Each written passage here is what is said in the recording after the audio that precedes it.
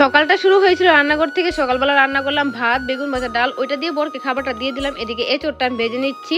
দিনটা ছিল 14ই April, Chaitra Sankranti. Hello everyone, আমি পূর্ণিমা। সবাই কেমন আছো? আশা করি ভালো আছো।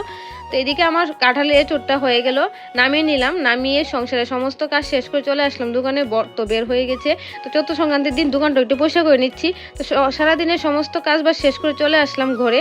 বেজে গেছেন 6টা 30। মা পাঠিয়ে দিয়েছে বরের হাতে চৈত্র সংক্রান্তির খাবার দাবার।